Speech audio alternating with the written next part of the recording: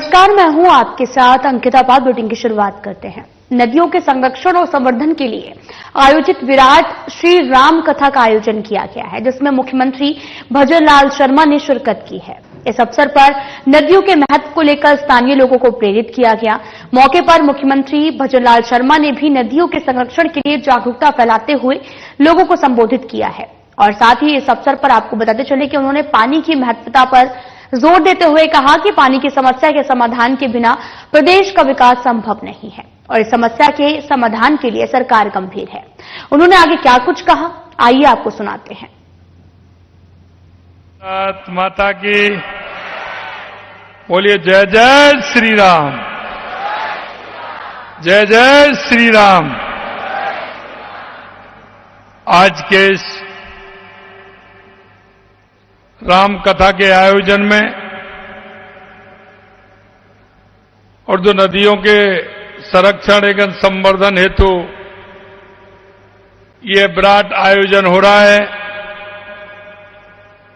इस आयोजन में व्यासपीठ को नमन करते हुए हमारे इस व्यासपीठ के कथावाचक माननीय श्री कमलेश भाई शास्त्री जी, मेरे सामने विराजे हुए सभी संत और महंतगण, और जिनको कि अभी आपने सुना, ऐसे ऊर्जावान और एक ऐसे व्यक्तित्व जिनके मन में हमेशा करने की बात कि जनता का किस तरह से भला हो सकता है, और उसी सोच के साथ हमारे देश के यशस्वी प्रधानमंत्री नरेंद्र मोदी जी ने उनके लिए जो एक इतना बड़ा डिपार्टमेंट देश का दिया है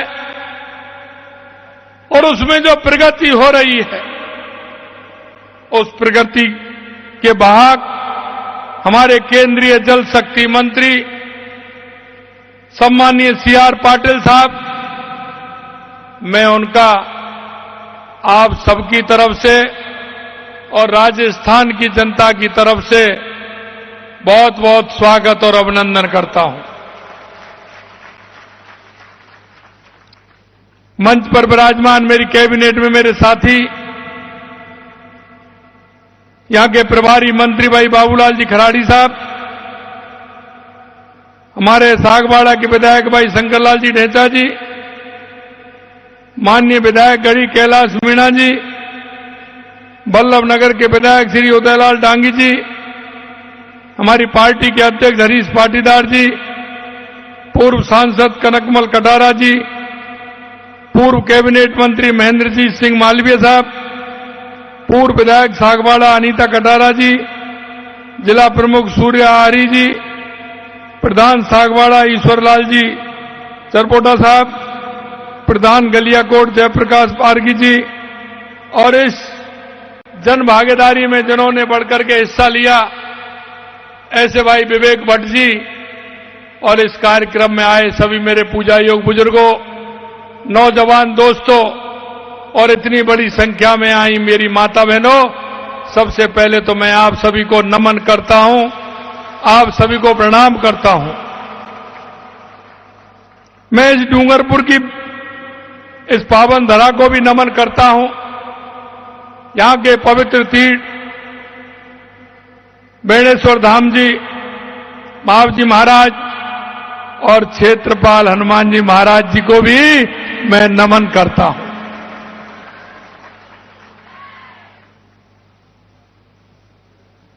समिति सर्व सनातन समाज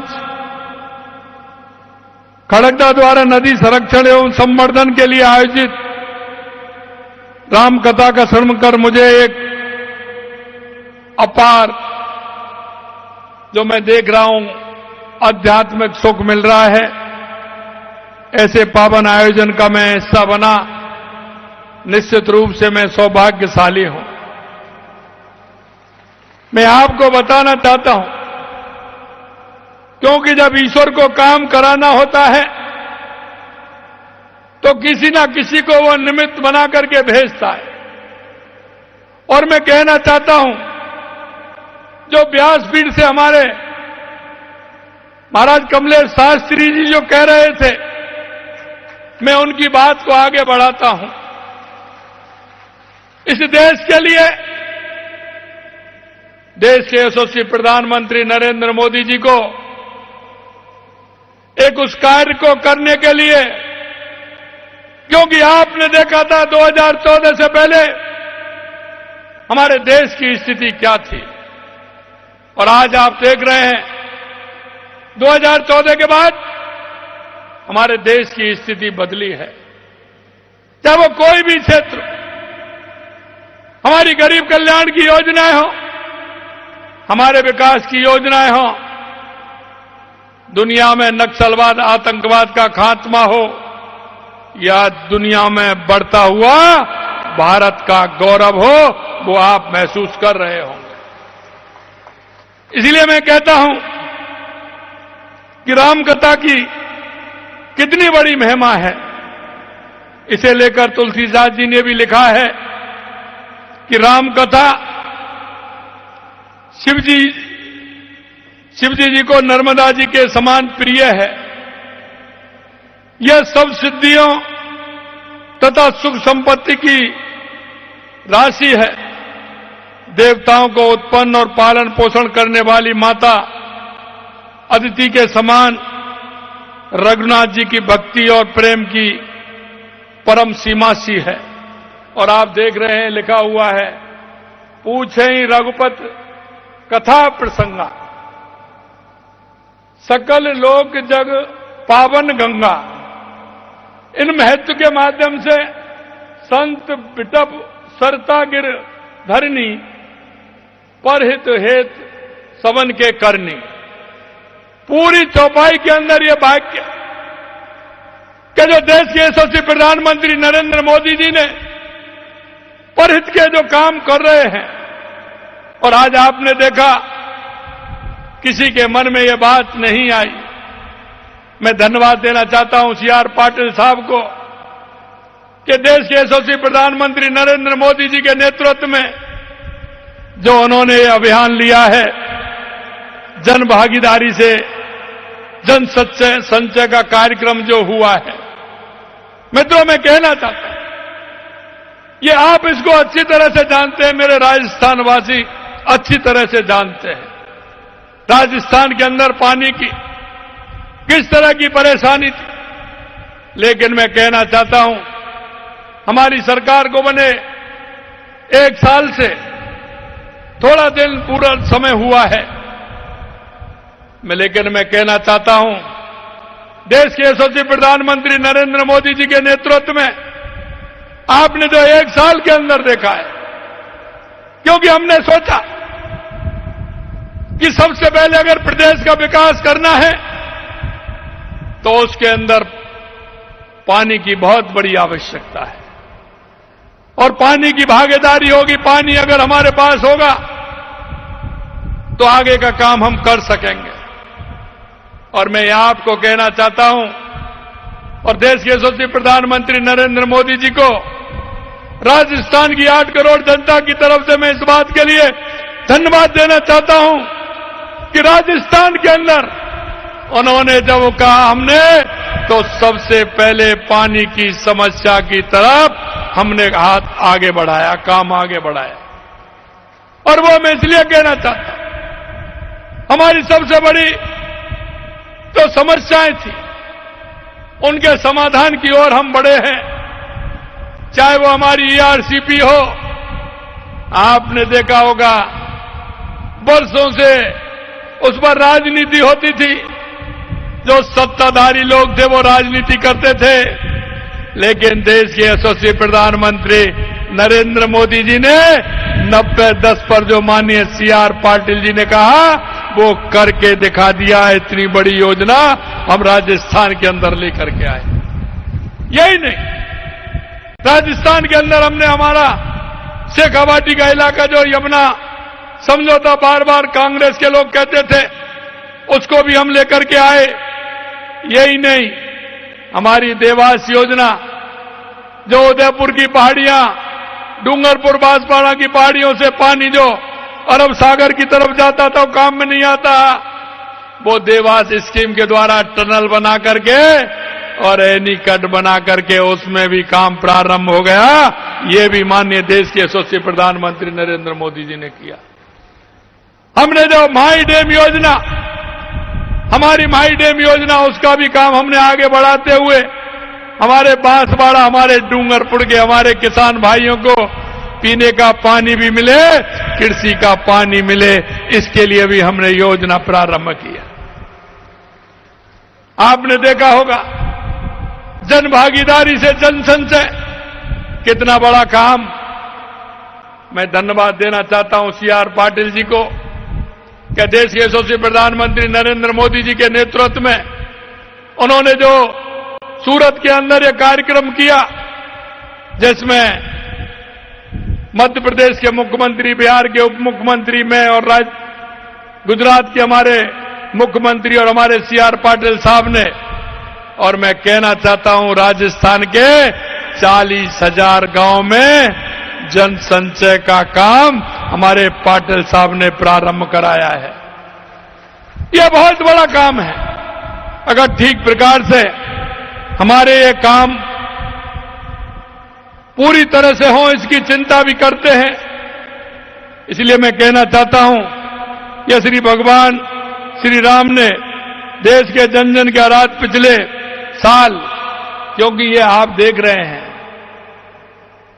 लगातार आप देख रहे हैं कि बंसी वाले की कृपा हो रही है, भगवान राम की कृपा हो रही है। इधर तो पानी के हमारे समझौते हुए हमारी डीपीआर बनना प्रारंभ हो गई, उधर ऊपर वाले इंद्र भगवान भी खुश हो गए, उन्होंने राजस्थान के पूरे बांध भर दिए। ये भी एक संयोग है। इसलिए मैं कहना चाहता हूं, आपने देखा होगा पिछले साल जनवरी में सनातन समाज का 500 वर्ष का इंतजार समाप्त हुआ। हमारे आराध्य भगवान श्री राम अयोध्या में एक दिव्य और भव्य मंदिर में विराजमान हुए। ये भी एक सपना हमारा था। भगवान श्री राम ने सत्य की जीत के लिए समुद्र में सेतु बनाकर एक छोर से दूसरे छोर पर जोड़ने का काम किया। भगवान राम का काम करने वाले यशस्वी प्रधानमंत्री नरेंद्र मोदी जी आम आदमी को पानी उपलब्ध कराने के लिए नदियों से नदियों जोड़ने का काम हमारे प्रधानमंत्री जी कर रहे हैं। और अभी आपने देखा 17 दिसंबर को हमारे यहां कार्यक्रम था और 25 दिसंबर को मध्य प्रदेश के अंदर कार्यक्रम था। नदियों से नदियों जोड़ करके आम आदमी की जन भागीदारी उसमें कैसे बने, इसके लिए हमारे देश के यशस्वी प्रधानमंत्री ने किया है। मैं मोरन नदी सदियों से खड़गदा एवं आसपास के क्षेत्र में पेयजल सिंचाई की जरूरतें पूरी कर रही है। यह क्षेत्र की जीवन रेखा के समान है। इस नदी के संरक्षण एवं संवर्धन का ग्रामीणों ने जो बीड़ा उठाया है, नदी का सफाई का अभियान जो शुरू किया है, यहां के बासिंदों ने 9 महीने के अथक मेहनत और अपने दृढ़ संकल्प से 1 किलोमीटर के दायरे में मोरन को चौड़ा और गहरा कर नदी में जल उपलब्धता बढ़ाई है। मैं सभी ग्रामवासियों को और महाराज जी को और आप सभी को मैं बहुत बहुत धन्यवाद देता हूं, बहुत बहुत बधाई देता हूं। मेरी सभी आमजन से अपील है कि गांव में उपलब्ध पेयजल की पारंपरिक स्रोत जैसे कुएं, तालाब, बावड़ी, नदी आदि के संरक्षण के लिए सहभागिता से काम करें, ताकि हम इस पीढ़ी और आने वाली पीढ़ी को स्वच्छ पेयजल उपलब्ध करा सकें। खड़गदा वासियों और इस आयोजन से जुड़े सभी महानुभावों को बहुत बहुत आभार भी व्यक्त करता हूं, जिन्होंने इस आयोजन के माध्यम से इस क्षेत्र और समस्त प्रदेश के लोगों को यह संदेश दिया है कि स्थानीय पारंपरिक जल स्रोतों का संरक्षण किया जाना बहुत आवश्यक है। साथियों, हमारी सरकार प्रदेश में पेयजल और सिंचाई के लिए जल उपलब्धता बढ़ाने के लिए संकल्पित भाव से काम कर रही है। प्रदेशवासियों के लिए खुशी की बात है जैसा मैंने कहा कि हाल ही में देश के यशस्वी प्रधानमंत्री जी ने प्रदेश की ईआरसीपी पीकेसी लिंक परियोजना की सौगात दी है और हम इस परियोजना को पूरी निष्ठा से के साथ पूरा करेंगे। इस परियोजना से प्रदेश की 40% आबादी को पेयजल संकट से मुक्ति मिलेगी। हमने शेखावाटी के लिए भी काम किया और हमने यमुना जल समझौता भी हमने इसमें किया है। गांव में ही पानी का संचय हो, इसके लिए भी हम काम कर रहे हैं। देश के यशस्वी प्रधानमंत्री नरेंद्र मोदी जी, जल शक्ति मंत्री सीआर पाटिल साहब ने कर्म भूमि से जन्मभूमि कार्यक्रम की जो पहल की है, जिससे प्रवासी भाई बहनों द्वारा गांव में भूजल रिचार्ज हेतु सहयोग दिया जा रहा है और बढ़ चढ़ के हिस्सा जो लिया जा रहा है, उसके लिए भी मैं उनको धन्यवाद देता हूं कि वो मातृभूमि के लिए और कर्म भूमि से आकर के काम कर रहे हैं। हमारे दिनेश भाई भी यहां हैं जो बहुत ही मेहनत के साथ इस काम में लगे हुए हैं। इस मंच के माध्यम से मैं सभी प्रवासी भाई बहनों से इस पहल को बढ़ चढ़ के हिस्सा लेने की अपील भी करता हूं। हमारी सरकार जल जीवन मिशन के तहत हर घर नल का काम जल पहुंचाने का प्रयास कर रही है। इस मिशन के तहत डूंगरपुर जिले में लगभग 77,000 कनेक्शन दिए जा चुके हैं। जिले में 96 गांवों के में 100% नल कनेक्शन लगभग हुए हैं। डूंगरपुर के 93% स्कूलों में नल कनेक्शन दिए जा चुके हैं। सरकार हर घर नल का पानी पहुंचाने के अपने लक्ष्य पर तेजी से आगे बढ़ रही है। मैं आपसे इतना ही कहना चाहता हूं, हमारी सरकार ने डूंगरपुर जिले के विकास के लिए 2024-25 के बजट में कई महत्वपूर्ण घोषणाएं की हैं। हम इन घोषणाओं को तेजी से धरातल पर उतारने का काम कर रहे हैं और अभी हमने 5-6 दिन पहले सभी संभागों की बैठक ली थी, जिसमें हमारा डूंगरपुर बांसवाड़ा के हमारे जनप्रतिनिधि भी थे।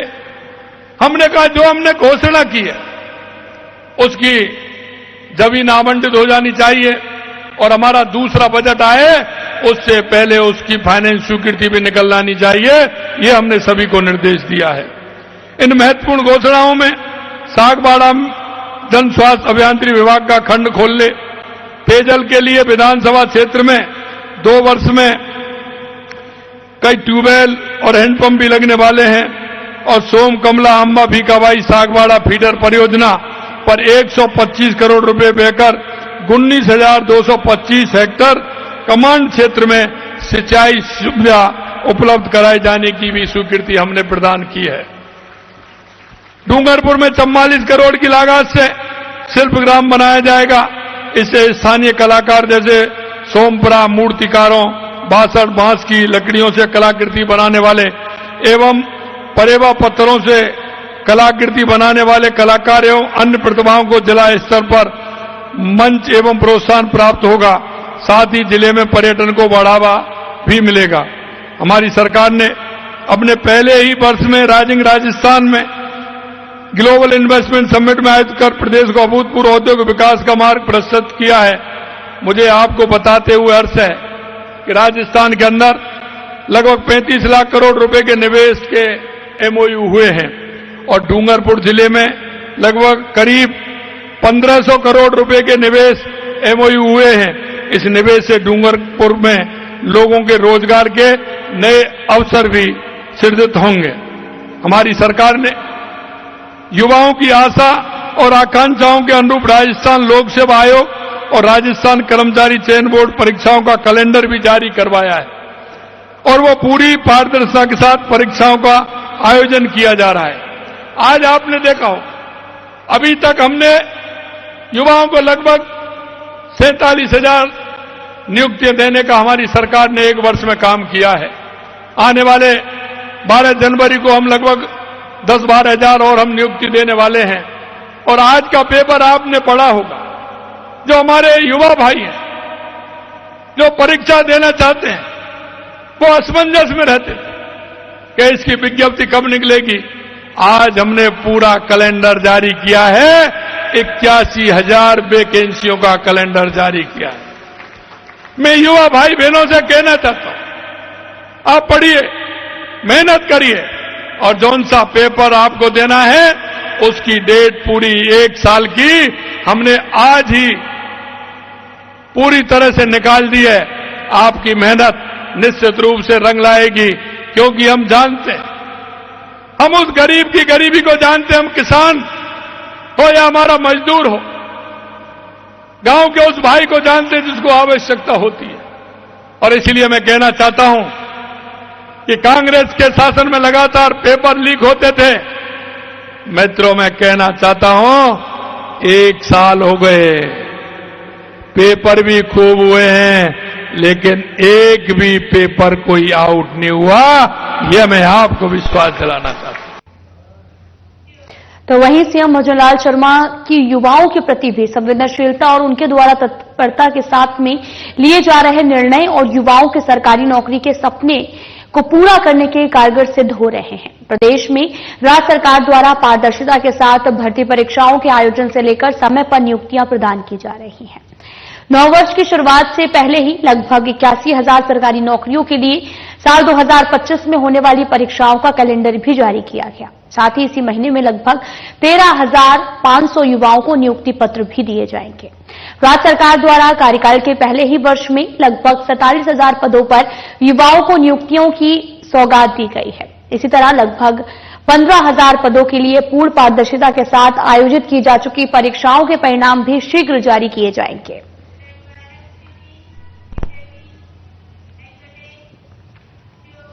तो वहीं बीजेपी प्रवक्ता राखी राठौर ने भी कांग्रेस पर बड़ा पलटवार किया है। उन्होंने कांग्रेस पर निशाना साधते हुए कहा कि कांग्रेस ने ट्रांसफर उद्योग और पेपर चोरी से शिक्षा के मंदिर को नाथी का बाड़ा बनाया है। कांग्रेस के भ्रष्टाचार और कुशासन ने प्रदेश को गर्त में ढकेला है। प्रदेश के बच्चों के भविष्य के साथ खिलवाड़ करने वाली कांग्रेस ने अपनी सरकार के दौरान अंग्रेजी शिक्षा के नाम पर सिर्फ बोर्ड लगाने का काम किया है और छात्रों और अभिभावकों के साथ छलावा किया है। उन्होंने आगे ये भी कहा कि कांग्रेस सरकार ने इन स्कूलों के लिए ना तो अंग्रेजी शिक्षकों की भर्ती की है और न ही इसके लिए बजट दिया है। सरकारी स्कूलों को अंग्रेजी माध्यम से में बदलकर कांग्रेस ने इन स्कूलों को बंद करने का षड्यंत्र किया। वहीं हमारी सरकार मुख्यमंत्री भजनलाल जी के नेतृत्व में शिक्षा के बुनियादी स्तर में सुधार लाने के लिए तत्पर होकर कार्य कर रही है। हमारी प्राथमिकता प्रदेश के बच्चों को सर्वोत्तम शिक्षा देना है और मंत्रिमंडलीय कमेटी स्कूलों को मजबूत बनाने पर काम करेगी। अशोक गहलोत जी की कांग्रेस सरकार ने अपने कार्यकाल में अंग्रेजी शिक्षा के नाम पर सिर्फ और सिर्फ बोर्ड लगाने का काम किया। ना कोई अंग्रेजी शिक्षक की भर्ती की और ना ही इसके लिए कोई बजट का अलॉटमेंट किया गया। अपूर्ण तैयारी के साथ खोले गए इन स्कूलों में बच्चों को ना अंग्रेजी भाषा का ज्ञान सही तरीके से प्राप्त हो पा रहा है और ना ही हिंदी भाषा का। आज के कंपटीशन के जमाने में किस तरह से बच्चों के भविष्य को अंधकार में डालने का कांग्रेस पार्टी ने काम किया। पिछली अपने कार्यकाल में उन्होंने ट्रांसफर उद्योग के माध्यम से, पेपर लीक के माध्यम से लगातार शिक्षा के मंदिर को नाथी का बाड़ा बनाया। तत्कालीन शिक्षा मंत्री सिर्फ और सिर्फ अपने बच्चों और अपने रिश्तेदारों को नौकरियां लगाने में व्यस्त रहे और 5 साल में कांग्रेस पार्टी ने सिर्फ और वोटों और नोटों की राजनीति के माध्यम से बच्चों का, यहां के युवाओं का भविष्य अंधकार में डालने का काम किया। लेकिन हमारे प्रदेश में अब भजनलाल जी की सरकार है। इस डबल इंजन की सरकार में हम लोग आदरणीय मुख्यमंत्री श्री भजनलाल जी के नेतृत्व में बच्चों की शिक्षा के स्तर को कैसे बढ़ाया जा सकता है, कैसे बुनियादी स्तर को ऊपर किया जा सकता है, कैसे बच्चों को गुणवत्तापूर्ण शिक्षा दी जा सकती है, इसके लिए लगातार काम कर रहे हैं। प्रदेश के हर बच्चे को अपना बच्चा मानते हुए आदरणीय भजनलाल जी ने उनके सर्वोत्तम शिक्षा कैसे सुनिश्चित की जा सकती है, इसके लिए काम कर रहे हैं। मंत्रिमंडलीय कमेटी स्कूलों को मजबूत बनाने का काम करेगी, उनमें कैसे सुधार किया जा सकता है इसके लिए काम करेगी।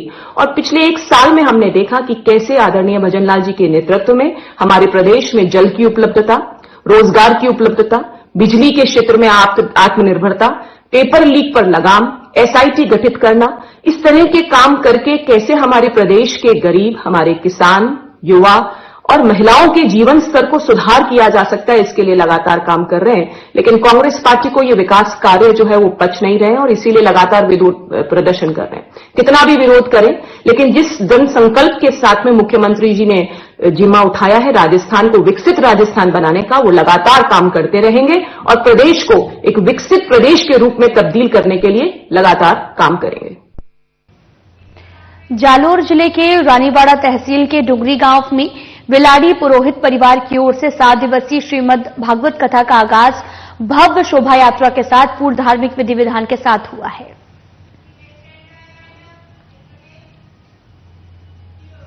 फिलहाल बुलेटिन में इतना ही। नमस्कार।